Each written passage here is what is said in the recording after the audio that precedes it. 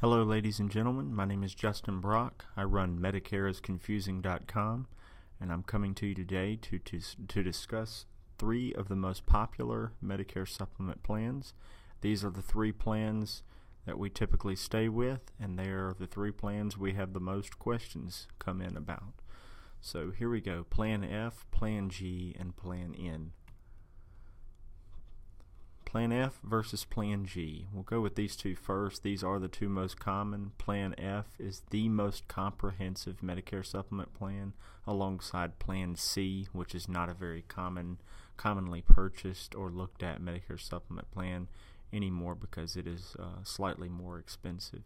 Plan F covers all Medicare deductibles, co-pays, and the 20% co-insurance. It is accepted by any provider who accepts Medicare, which all Medicare supplement plans are and Medigap policies are. And Plan F will no longer be offered to beneficiaries turning 65 after January 1st of 2020.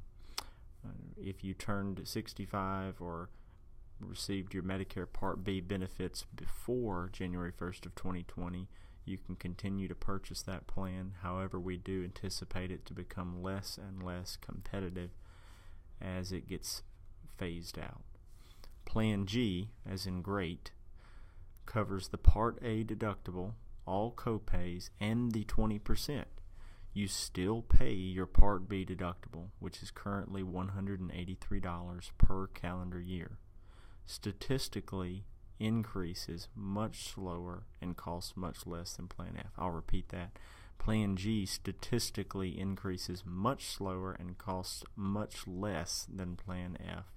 So most of the time someone can save premium dollars right away on Plan G, and over time they'll save much more with Plan G over Plan F, as we'll see in a later slide.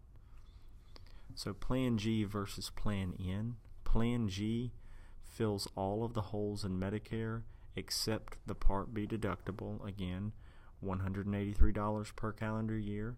It statistically goes up very slow, and it's very predictable out-of-pocket expenditures. I note that in this comparison because Plan N is not as predictable for a couple of reasons. With Plan N, you pay your $183 Part B deductible just like you do with Plan G, plus a $20 doctor's office or specialist office visit copay and a $50 emergency room visit copay. That $50 emergency room copay doesn't apply if you're admitted to the hospital while you're there, as there are no inpatient expenses associated with the Plan N. It does cover all of the inpatient Medicare expenses. With Plan N, you can pay your Part B excess charges. You have to pay them. These charges are more rare, but what they are is when a doctor doesn't accept assignment from Medicare, they are allowed to charge in excess of what Medicare would normally allow. This sometimes could be $15, it sometimes could be $150, or it may be $1,000 on some sort of outpatient surgery that you may have to have done. This still is very uncommon, but it may become more prevalent in the future. We do see it commonly with specialties such as dermatology. So just as a comparison to entry-level prices for these plans, a 65-year-old female non-smoker that lives in 38801, which is Tupelo, Mississippi, where we are, who doesn't have a household discount. So keep in mind, these plans sometimes offer household discounts just for having someone over a certain age live with you. So a lot of times you can get a lower rate than this, but I want to kind of use a uniform rate so we can compare. Plan F would come in at $113.51 a month for this lady. Plan G would come in at $93.20 per month, which is a savings of $20.31 per month, or $243.72 per year. So as you can see with the Plan G, you pay a $183 deductible, but right away you're saving $243.72 in premium. Some people still might say that small difference would be worth paying if you had the convenience of a Plan F and not having to worry about the deductible, which I'll get into that in just a minute. Plan N, the one with the copays and the deductible and excess charges, would go down to $75.92 per month, which is about $207.36 per year lower than Plan G. It saves you about $207.36 per year. Now watch what happens as you get older. We're going to use a graph that does compare these prices.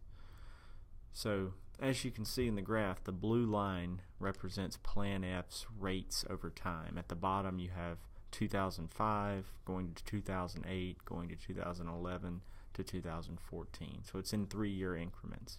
If you look at the Plan G, it's a relatively small increase in that amount of time. As you can see, the Plan G is the orange line, and that's using the averages over those years with companies in the range of 2 to 3%. And then on the Plan N, which didn't come out until 2010 approximately, so that plan we don't have as long of a track record, but it does increase much lower, at a much lower rate statistically than Plan F. However, it does increase a little bit faster so far than Plan G. So as you can see, that Plan F, those numbers are not on there, but it started out there at the low 100 range, and in about 9 years it's close to 250 a month, whereas Plan G started at under 100 and just now after 9 years would be crossing the just over $100 threshold. So we want to help you. Clearly, we think Plan G is the greatest value, but Medicare isn't necessarily a one-size-fits-all kind of program. We are looking to give our clients as many viable options as possible, and we suspect that they will all have similar yet different concerns. Our business has been built by doing the right thing for 25 years. We put our clients with the company and plan that best suits their situation. So just call me. We're not cold calling everyone under the sun. We're not hiring outsourced telemarketers trying to beat up the phone lines and drive everyone crazy.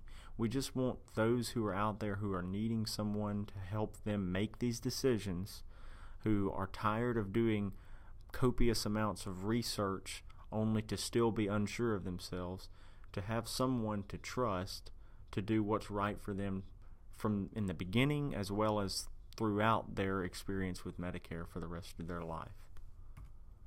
So call Justin Brock, that's me, at 1-800-462-3980. That's 1-800-462-3980.